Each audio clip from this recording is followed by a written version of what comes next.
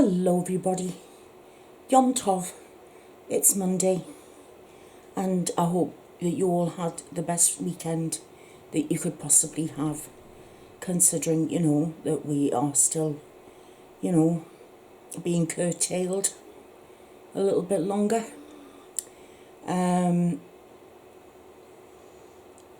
was asked again by the family today, what are you going to talk about today, Mum? And I did come back with the thing about there's so much I want to talk about, but I don't know whether any of it's relevant. I don't know whether anything I say will be inspiring in any way or motivational in any way. I don't know. It's been suggested to me that I look into different mental illnesses and try and talk about them. But I'm going to be honest with you. I find it upsetting enough knowing that they're there and that there are people affected by them. And I think it's awful. I don't know why today I do feel very close to tears. But don't worry, I'm going to keep it in check. I've been trying to brighten myself up and cheer myself up, and as you can see, I've now got lockdown hair. I'm past the time where I should have had it cut and shaped a bit, and it's definitely looking like, being dragged through a hedge backwards. It doesn't seem to stay curled up for that long, and it just needs, shearing back a little bit, I think. My stylist seems to think she's going to be up and running by the end of May, but it's not looking likely. So I tried to cheer myself up a bit today, and I've put some sort of these nail wraps on. I don't know if you can see these, but they're like Kath Kidston type roses and stuff that I've put in my nails. I just wonder if you like the look of those. Thought I'd try them quicker than sitting there waiting for your nails to dry, I suppose. No, I can talk about depression. I've talked about depression before.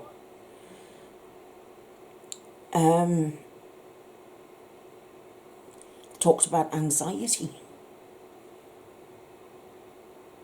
And this has got nothing to do with, this crisis that we're in at the moment, but because of the problems that I've got in my neck, I've got an awful lot of nerve damage going down, especially my left arm and hand. I've got a lot of muscle wastage in my hand. And there's 2 fingers that I can't hardly feel at all now. And that's purely down to the nerve damage caused by the problems with my neck. But it started with my right hand now. It's been going on for a while, but it's gradually just growing and growing, and I get really bad hand cramps. It looks as if I'm doing a Spock Live Long and Prosper, where my fingers separate and it takes forever to try and get my hand to go floppy again, and back to normal. But it's not the shakes so much, but it's a kind of hand tremor. So I tried writing in my journal this morning, and honestly, it looks like spider vomit across a page. It's atrocious. There's little niggly worries that have been bothering me that, considering they are nothing in the scheme of things, compared to people who are grieving right now, to people who have lost loved ones. The worries and the niggles that I've got are literally nothing. They are not important.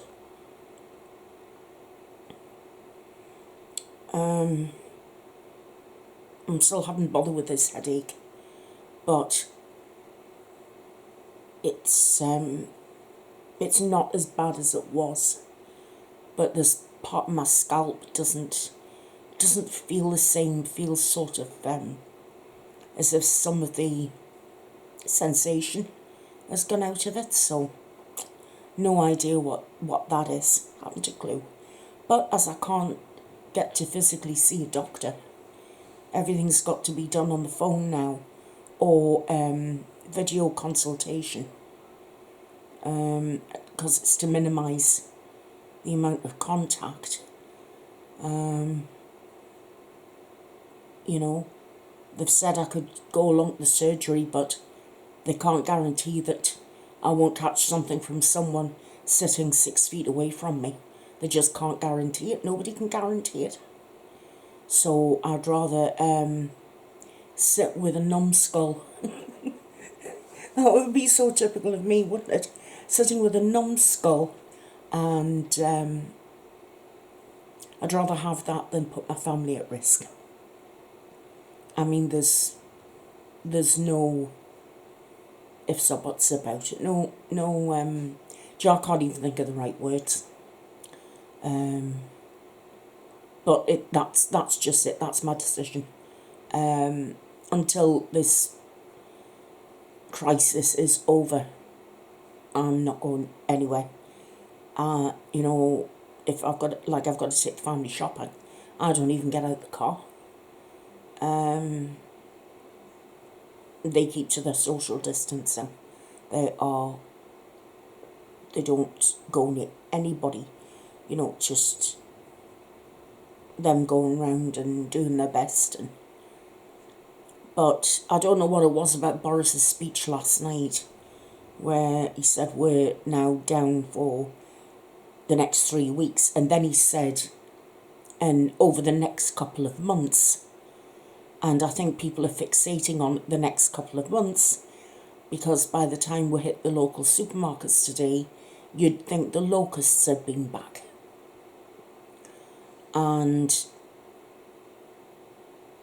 the family saw, I think it was a member of the supermarket staff and a shopper, customer, fighting in an aisle over what, I have no idea. But this disease it's certainly changed us. It's changed, I think it's brought out things in people. I think it's brought out the worst in people who were already mean. And I think it's made the kind of people, you know, getting ready to be sort of, please will you make this one a saint, because they're going over and above trying to help everybody. Maybe that's just my perception, I don't know.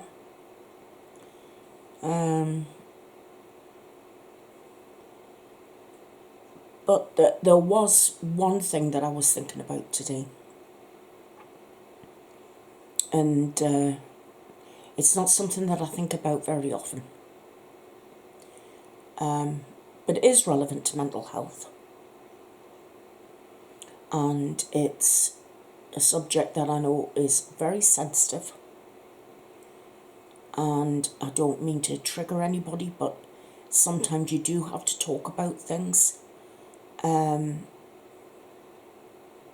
order to, you know, get things out in the open and talk about your feelings and do some self-healing, you know, so that you can move on.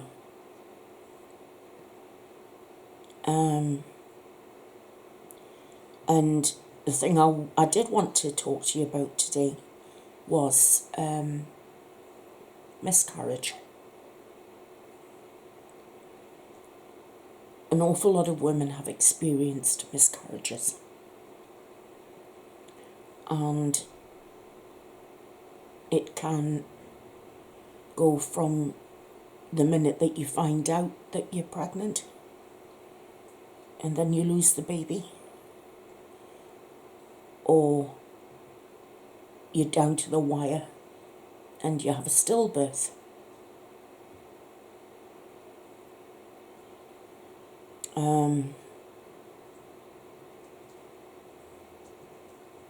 I've had the former.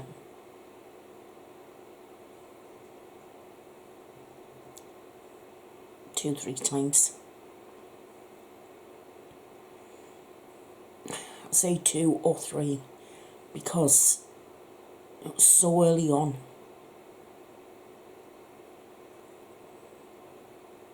And with a missed of time, considering what happened to me with miscarriages afterwards, they sort of faded. I hope that makes some sense.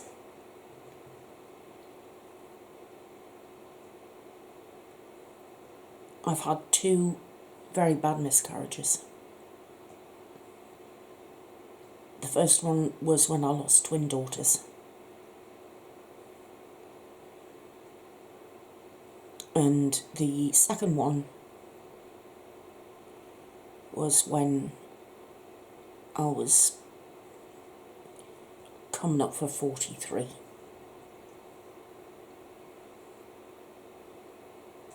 The first one, after nearly 7 years of waiting for my daughter, and I mean, I'll be honest with you, the ex really didn't want kids. But I was the one who wanted them, and it was very clear that, you know, if we have them, that's your job. You're looking after them. You're not working. You're going to look after them, so that's that. But I was more than happy to do that because I really felt I'd found my niche in life. I mean, I'd worked after I got my degree, and I'd worked during, you know, when I was at college, and I'd worked before I'd gone to college as well. But when I had my daughter, obviously I was on cloud 9 when I was pregnant with her, and I gave birth to her, and I wasn't the first to hold her because I had an induced delivery, and it was a particularly bad birth. Yes, I know, I can see you. There's the cat, he's talking. I was just on cloud 9 the whole time.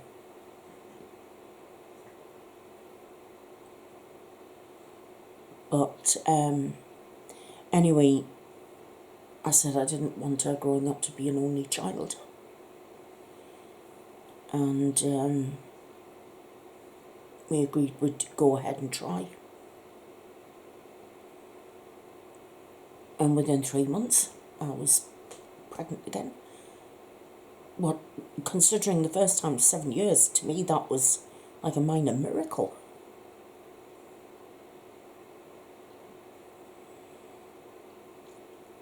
But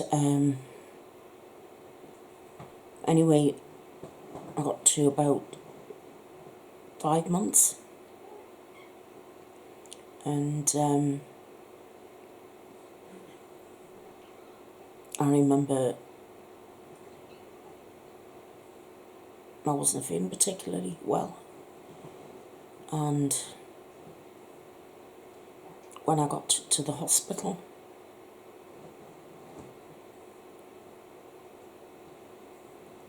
I'd already, I thought I'd had the miscarriage and it was all done and dusted. until they examined me and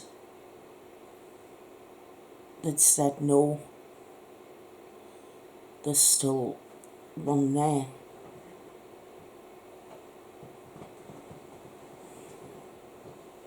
So I was told to lie in bed and not move, just stay where I was, and I'll be fine. So you can imagine I was already upset, knowing that one had gone.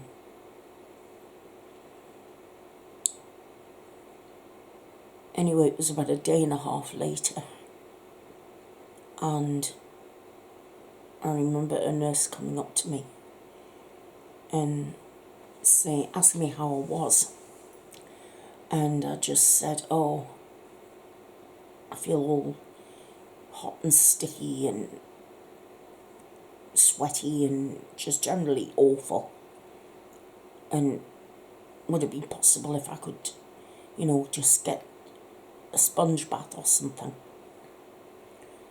And she said, oh, I'll be sure it'll be all right, you can go and have a bath, just don't have it too hot. I said, are you sure I can get up out of bed? Oh yes, you've been doing fine since the other day, it'll be fine, you get up, go and have a bath, but like I said, just have warm water, don't have it too hot. So I thought, I felt okay. Everything seemed to be fine. And I remember going into the bathroom. And, there was no bubble bath or anything like that. It was just a bar of soap. And it was that green hospital soap, And I remember just having warm water. And I got into the bath. Got washed. I even washed my hair in the bath with the soap because I didn't have any shampoo or anything with me. And I remember feeling clean and feeling okay. And I remember feeling this dragging back pain. And thinking, oh God, don't know what's happening down there. Well, it's an upset stomach or what, I don't know what it is, but my back hurts. And I remember standing up and looking down, and I was bleeding. So of course I started shouting for the nurse. And the ward sister came in, what's all this noise? And it was, what are you doing out of bed? And I said, well, the nurse said that I could have a bath. And we're talking, this was 30 years ago. And she tore strips off that nurse. It wasn't all informal the way it is today. Back then, the nurses were still wearing caps and, there were no trousers. It was all uniform dresses and still all, very formal. And they got me back into bed.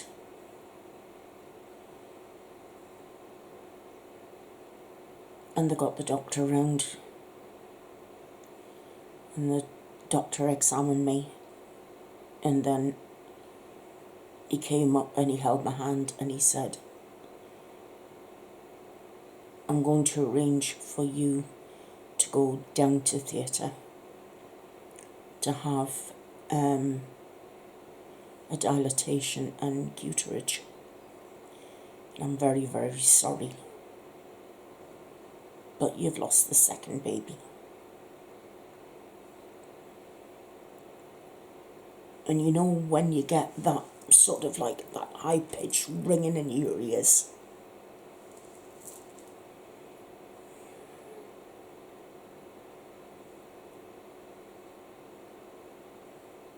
And then everything just seemed to happen very, very quickly. And they got me onto a trolley. I think it's what the Americans call a gurney. And I was wheeled down to theatre, and this porter's whistling away and being really cheerful. And the ward sister went with me, with my notes and what have you. And I was crying the whole way down. And this porter looked down at me and he went, "Cheer up, pet, it might never happen." And I remember the sister turning around to him and she said, "It already has."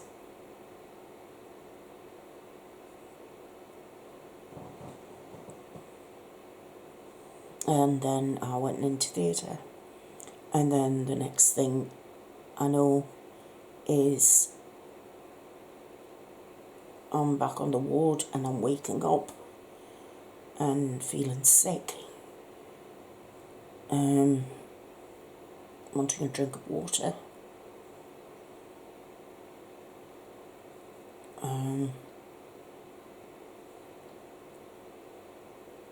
And then it hit me what had happened. So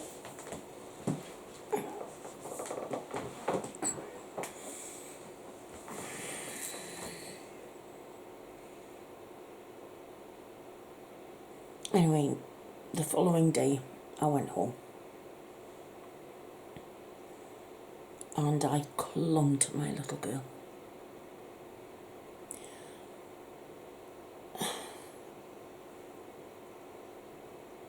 And I cried, and I cried, and I cried.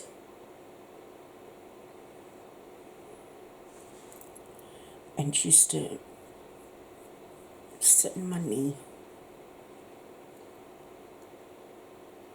She said, "Why you cry, Mummy? Why you cry?"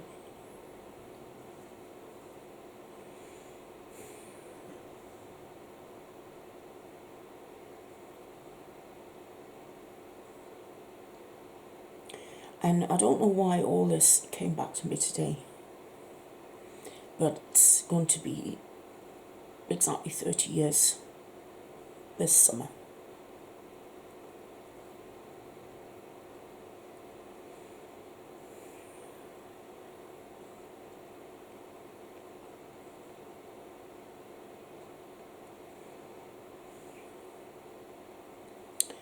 And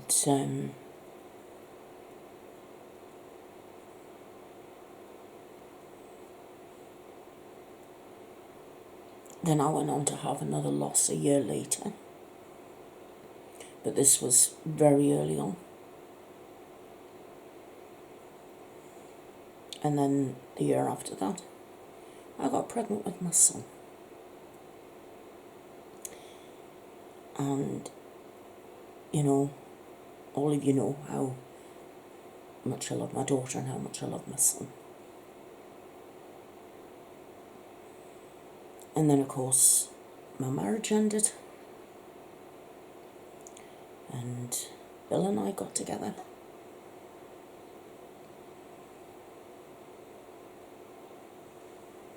And the year after we became a couple,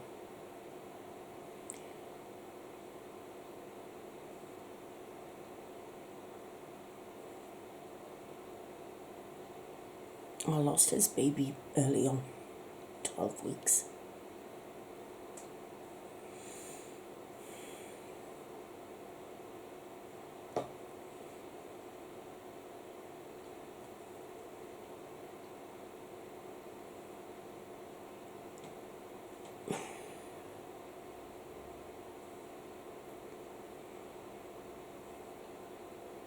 He would have been 17 now.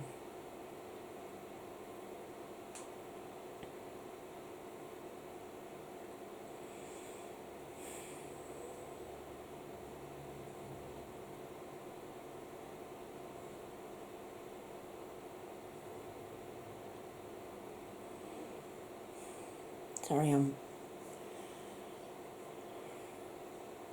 You're probably thinking, well, how could she know what sex it was at 12 weeks? Oh, I went to as many psychic mediums as I could find.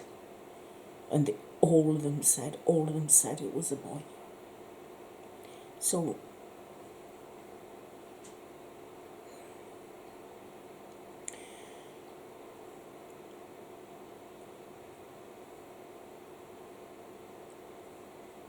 how did I get over it? Especially the girls. How did I get over that?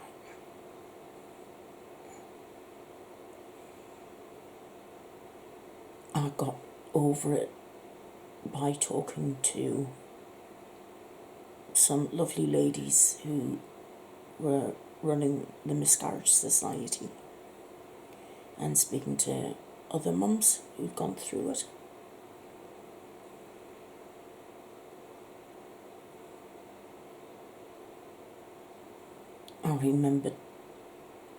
I actually did remember to count my blessings that I had a child.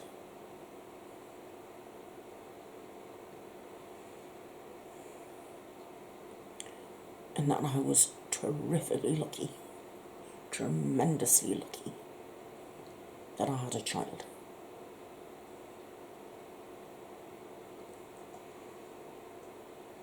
And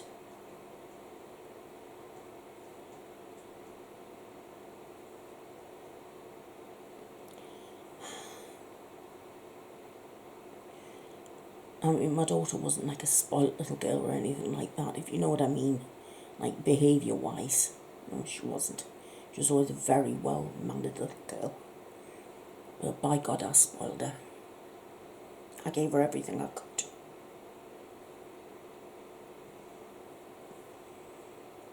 I poured every bit of love into her that I could give her.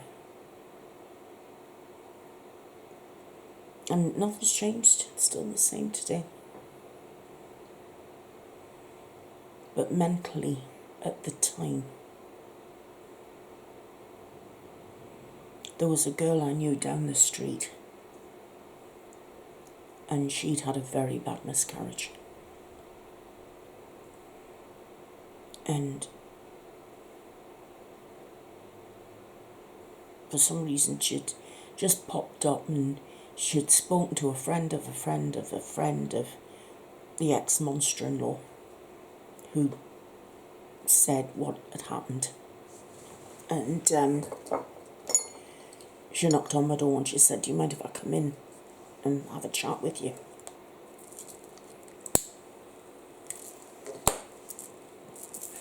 I said, "Oh no, not at all." She says, "Are you up for a chat?" And I went, "No, not really, but you're welcome, come on in." And she told me how she dealt with hers was by having a really good cry. And then mentally making this beautiful box, memory box. It wasn't a physical one, it was, one in our mind that she made out of pure gold and covered in beautiful jewels and things like that. And all the memories of her loss, she said she kept in that little box. And every now and again, she'd open the box, think about the things, and then close the box and put it away in our mind.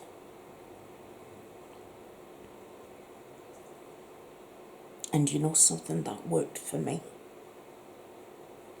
Now I know it's not something that would work for everyone, because I can't forget it. But it's not something I dwell on every day. If I did, I'd go insane. But every now and again,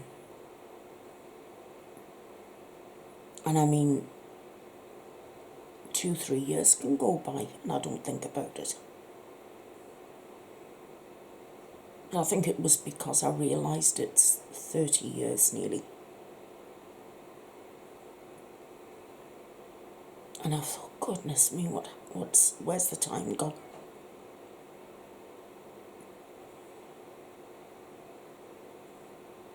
I must admit, my heart was broken, and I never ever thought that my heart would mend.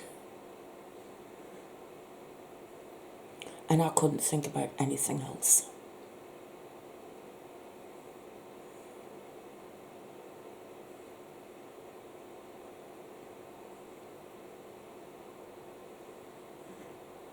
And the biggest healer was time. I needed time. And I've come to the conclusion that any trauma that we go through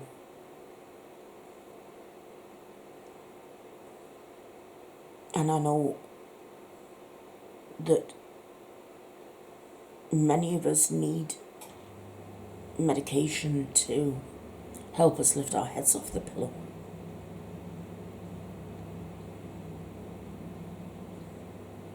But I also think that you need time to adapt. You need time to come to terms with the traumas that have hurt you mentally and emotionally. And there is no time limit. I would say that to anybody. Whatever has affected you mentally and emotionally and is a trauma, you have to have your own time to heal.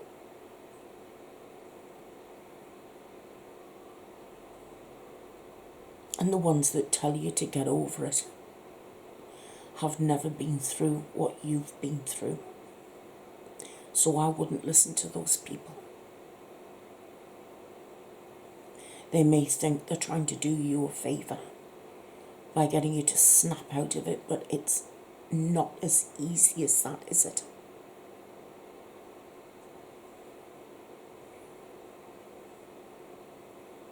We can't just jump to attention and forget what's happened to us. But at the same token, we'll have to give it time to heal.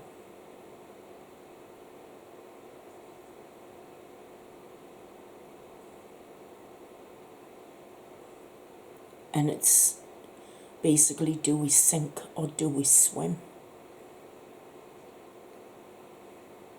And I needed to swim. I had a little girl.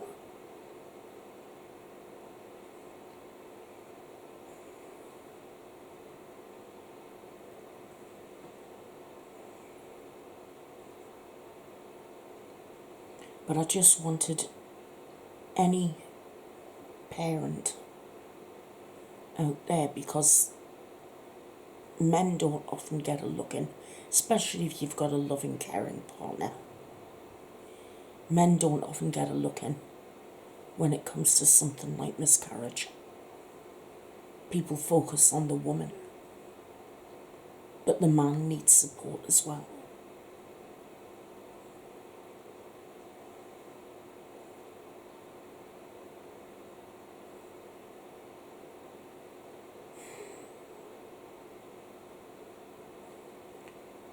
Everybody needs time to heal.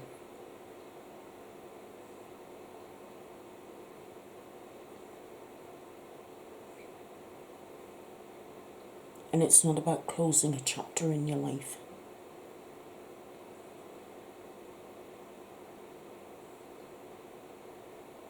It's just, I don't know, having just that special place that you go and visit every now and then. Because you can't forget, but you can heal and you can move forward. It is possible to move forward.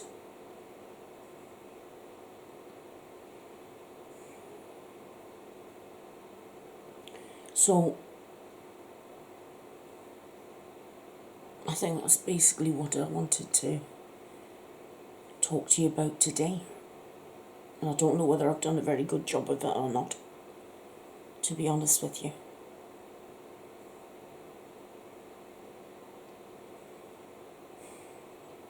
And the other thing I wanted to say, and I'm going to be brutally honest,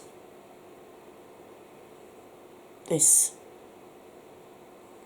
lockdown has got to end soon, because I've got to tell you, I was sort of like edgy and worried and everything right at the start, you know.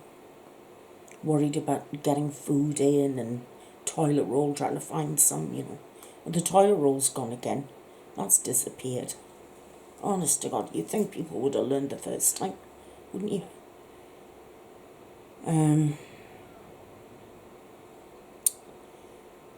But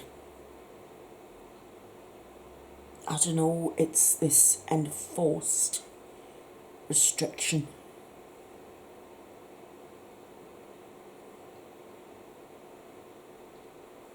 And I thought it would have been over by now. I mean, it is going to come to an end. I don't know whether it's just, maybe I'm not in the right frame of mind. Maybe it's just getting to me, but I do know there's a light at the end of the tunnel. It's just at the moment, the tunnel's got a bit of a curve, so I can't quite see the light. I know it's there, but I just can't quite see it because it's round that curve. And I can't see round the curve. Does that make sense? But I do know the light's there. It's like we keep taking one step forward and then 2 steps back. It's like one of those nightmares where you keep on walking and you think you're going to get to the door, and then the more you walk, it seems you're not making any progress. So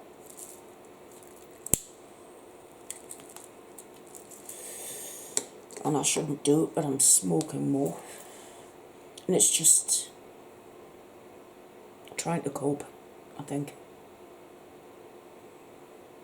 But this lockdown has got to end at some point, because I'll be quite honest with you, I don't know if I would still have the mental energy to keep the haven going if it's still carrying on like this by the end of the year.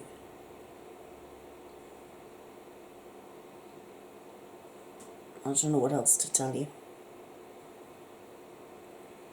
I am trying to do my bit to help and distract people's attention.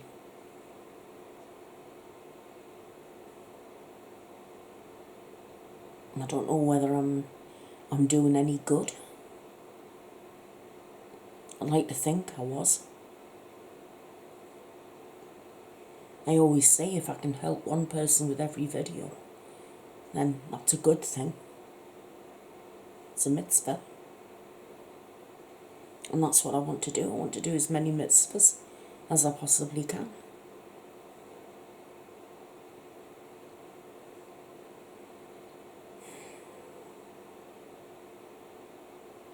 Anyway, I'm not quite sure what is happening this week. I've been asked to do another tarot reading. So one day I'll do that. And you've got your true crime this week. And Friday it's been suggested that I tell you about the Headless Horseman. Candace suggested that. Thank you, Candace. So I'm just wing it this week, I think. But I'll do my very best. Anyway, oh my goodness, I've been yakking on far too long.